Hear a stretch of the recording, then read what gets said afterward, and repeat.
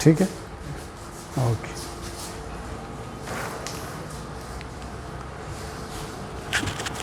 नमस्कार।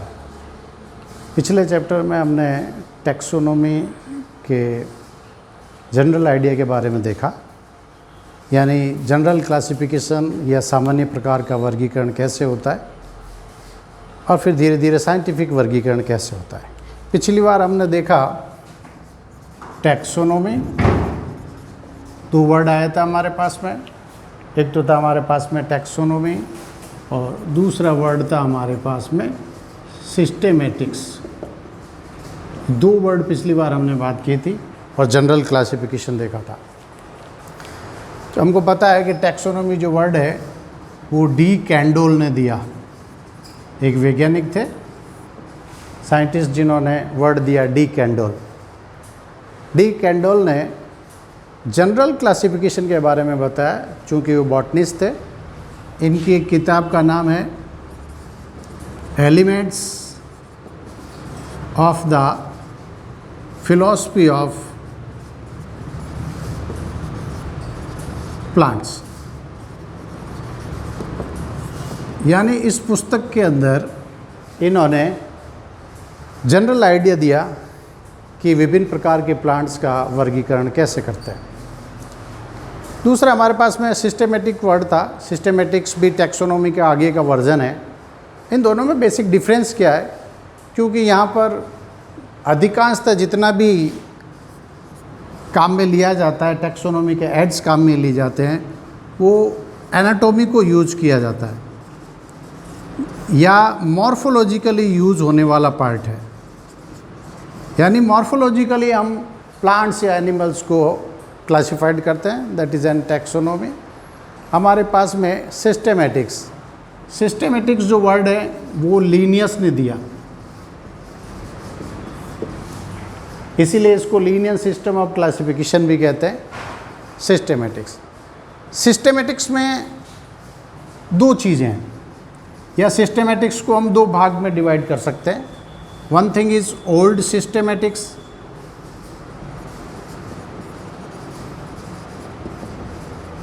और दूसरा हमारा पार्ट में न्यू सिस्टेमेटिक्स।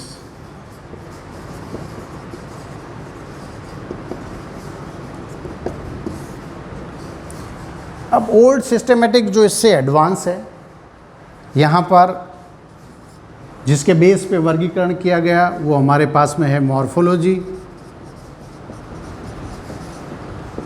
एनाटॉमी, जेनेटिक्स इत्यादि को हमने यूज़ करके वहाँ पर इस प्रकार से पार्ट किया। एज इवोल्यूशनरी हिस्ट्री, ये फाइलोजेनी।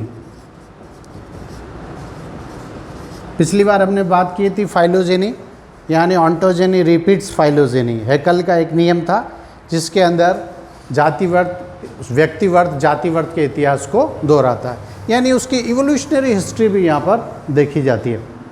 ये थी हमारे पास में सिस्टेमेटिक्स। अब एक नया वर्ड आया है हमारे पास में, न्यू सिस्टेमेटिक्स। अब इस सिस्टेमेटिक्स में भी न्यू सिस्टेमेटिक्स क्या है, ये न्यू सिस्टेमेटिक्स वर्ड देने वाले थे हमारे पास में हक्सले, एक वैज्ञानिक है हक्सले, जिन्होंने ये वर्ड दिया न्यू सिस्टेमेटिक्स। अब इस न्यू सिस्टेमेटिक्स में नया क्या है, उस चीज़ को देखें। यहाँ पर चूँकि हमारे पास में एनाटॉमी और मॉर्फोलॉजी पहले आ चुकी है, यहाँ पे मॉर्फोलॉजी है, एनाटॉमी है, जेनेटिक्स है। स्पेशली यहाँ पर जो इन्वॉल्व हो गया वो हमारे पास में फाइलोजेनी होगी, यानी इवोल्यूशनरी हिस्ट्री। फाइलोजेनी का मतलब हो गया इवोल्यूशनरी हिस्ट्री, यानी उसका उद्विकास कहाँ से हुआ है, उसकी हिस्ट्री कहाँ से है, उसके पूर्वज कौन थे। अब न्यू सिस्टेमेटिक्स में देखते हैं।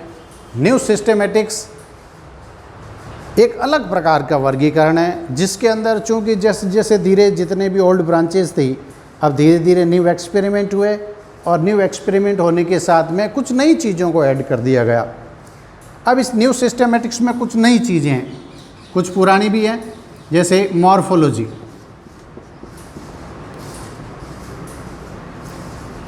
या मॉर्फो टैक्सोनॉमी।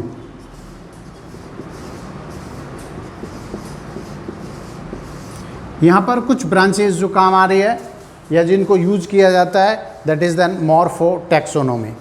मॉर्फोटैक्सोनॉमी हम जानते हैं कि मॉर्फोलॉजिकल हमारे पास में एनाटॉमी का ही पार्ट है। It may be of external morphology और it may be of internal morphology, क्योंकि ये एक्सटर्नल एनाटॉमी है और ये हमारे पास में इंटरनल एनाटॉमी है। इस प्रकार से ये मॉर्फोटैक्सोनॉमी हमारे पास में एनाटॉमी का ही पार्ट रहा। दूसरी हमारे पास में है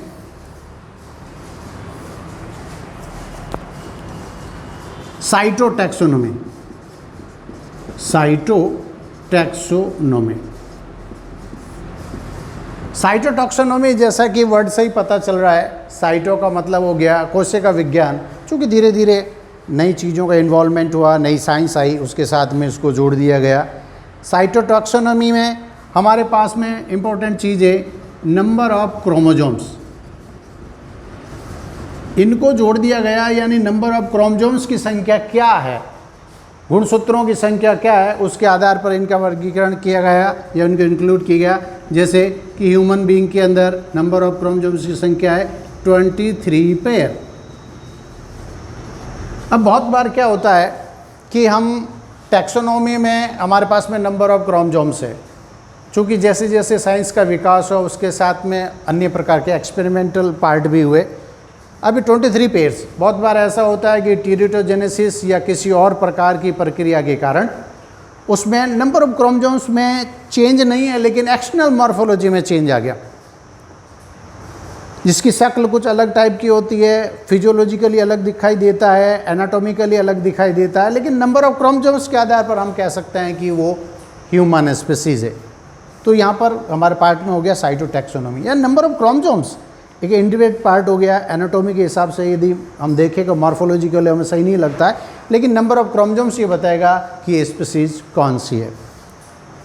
दूसरी नेक्स्ट इसकी ब्रांच है कैरियोटैक्सोनॉमी। कैरियोटैक्सोनॉमी, कैरियो वर्ड हम जानते हैं कि कैरियोलॉजी जीव विज्ञान की वह शाखा है जिसमें केंद्र का अध्ययन किया जाता है। केंद्र के अंदर गुणसूत्र है और गुणसूत्रों की संख्या और उनके विभिन्न प्रकार के बैंड्स। यहाँ पर हम बात करेंगे क्रोमोजोमल बैंड्स की। क्रोमोजोमल बैंड्स, आपको ध्यान होगा कि फॉरेंसिक लेबोरेटरी के अंदर यदि किसी का कोई टेस्ट किया जाता है ब्लड का, या फॉरेंसिक रिपोर्ट जब बनती है कि ये जो ब्लड है वो किसका पार्ट है या किससे मैच करता है, तो वहाँ कुछ विशेष प्रकार के चित्र बनते हैं। इस प्रकार से क्रोमोजोमल बैंड्स के, उस क्रोमोजोमल बैंड्स के आधार पर ही ये पता लगाया जा सकता है पहले कि ये जो लिया गया सैंपल है वो किसका है, क्या किसी एनिमल्स का है, किसी जानवर का है या ह्यूमन बीइंग का है। और ह्यूमन बीइंग का है तो चूंकि क्रोमोजोमल बैंड्स के आधार पर ये पता लगाया जाएगा ये क्रोमोजोमल बैंड्स किससे मिलते हैं। तो एक नई ब्रांच हो गई, दैट इज एन कैरियोटैक्सोनॉमी। नेक्स्ट हमारे पास में ब्रांच है बायोकेमिकल टैक्सोनॉमी। बायोकेमिकल टैक्सोनॉमी, चूँकि हमारे शरीर के अंदर बहुत से प्रकार के केमिकल्स है जिनकी संरचनाएं भी लोगों से मिलती रहती है, और बायोकेमिकली ये पता किया जाता है विभिन्न टाइप के बायोकेमिकल से, जैसे प्रोटीन है, फैट है, लिपिड्स है, अलग अलग एनिमल्स में अलग टाइप के होते हैं, ह्यूमन बीइंग में अलग टाइप के है। तो मैचिंग से पता चलेगा कि ये प्रोटीनियस प्रोडक्ट किससे है, उससे ये पता चलेगा कि ये प्रोटीनियस प्रोडक्ट ह्यूमन बीइंग के है या किसी और एनिमल्स के। तो एक प्रकार की नई टैक्सोनॉमिक ब्रांच हो गई बायोकेमिकल टैक्सोनॉमी।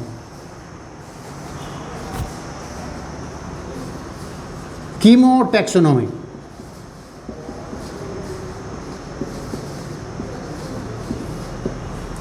कीमोटैक्सोनॉमी भी इसी की ब्रांच है। इस ब्रांच के अंदर हम विभिन्न प्रकार के शरीर के अंदर बनने वाले कितने भी मेटाबॉलिक प्रोडक्ट, क्योंकि हमारे पास में बहुत सारे प्रोडक्ट बनते हैं मेटाबॉलिक, हमारे शरीर में होने वाली जो प्रक्रियाएं हैं दैट इज़ एन उपापचयी प्रक्रियाएं जिन्हें कहते हैं, मेटाबॉलिक एक्टिविटीज़ है। ये भी दो प्रकार की होती है मेटाबॉलिक एक्टिविटीज़, हमारे पास में पहले आ चुका है।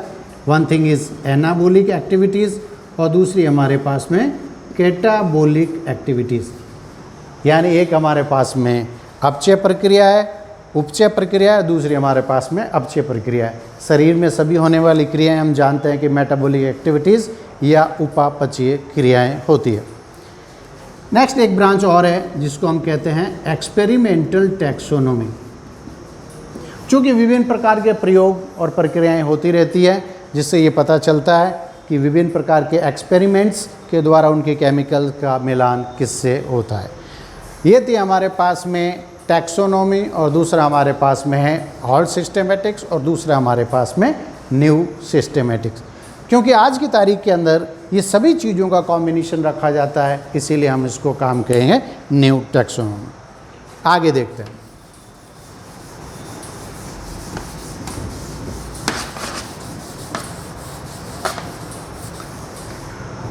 चूँकि इतने बड़े एनिमल किंगडम में किसी भी जंतु को खोज पाना आसान नहीं है। मान लीजिए हम किसी एक व्यक्ति का कोई नाम है, मान लीजिए राम सिंह है। राम सिंह को इस पूरे जंतु जगत के अंदर ढूंढना बहुत आसान नहीं है, क्योंकि उसके लिए हमारे पास में कुछ सूचनाएं चाहिए। सबसे पहले तो हमारे पास में एक सूचना होनी चाहिए कि वो किस देश का है, यानी देश कौन सा है, किस देश में रहता है। अब रामलाल या राम सिंह नाम का कोई व्यक्ति है तो खूब सारे आदमी हो सकते हैं, लेकिन उसका पर्टिकुलर एड्रेस चाहिए।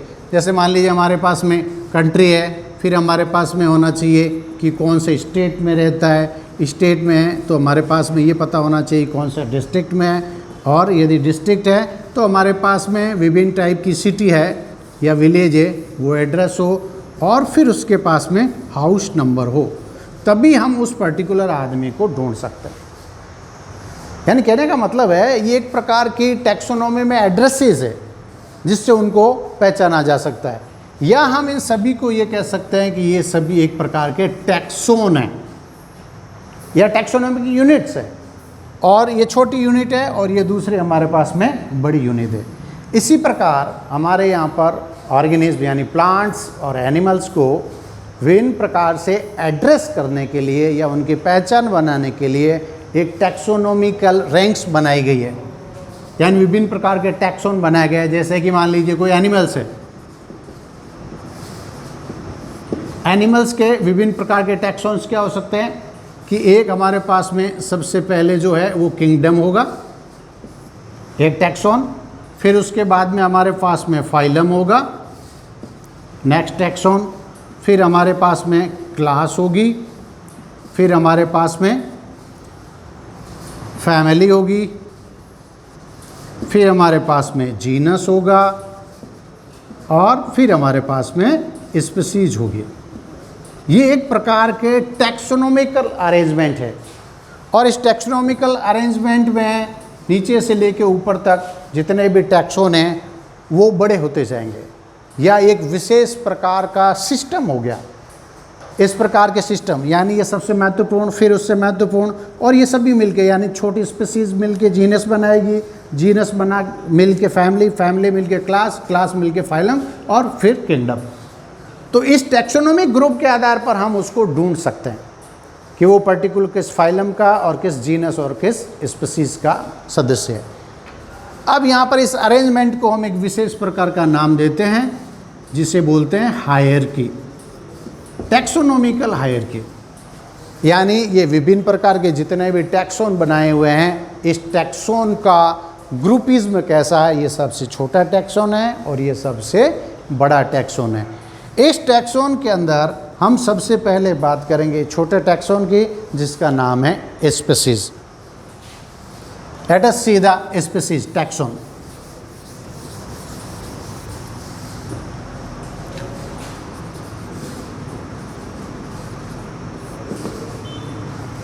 चूँकि अभी हमने देखा कि विभिन्न प्रकार के टैक्सोनॉमिक ग्रुप के अंदर सबसे छोटा टैक्सोन हमारे पास में स्पीसीज है। स्पीसीज को हम एक प्रकार से ग्रुप ऑफ इंडिविजुअल्स कह सकते हैं, यानी एक जैसे दिखाई देने वाले सदस्यों का समूह। That is an species. अभी हम बात कर रहे हैं मॉर्फोलॉजी की, चूँकि अधिकांशतः टैक्सोनॉमी में ज़्यादातर जो यूज़ होने वाला होता है या ब्रांच यूज होती है that is an morphology. Species का सबसे पहले कंसेप्ट देने वाले वैज्ञानिक थे जोहन रे, इम्पोर्टेंट साइंटिस्ट है। इन्होंने सबसे पहले स्पीसीज का कंसेप्ट दिया और स्पीसीज के कंसेप्ट्स में इन्होंने एक पुस्तक भी लिखी जिसका नाम था हिस्टोरिया जनरलिस प्लांटेरम।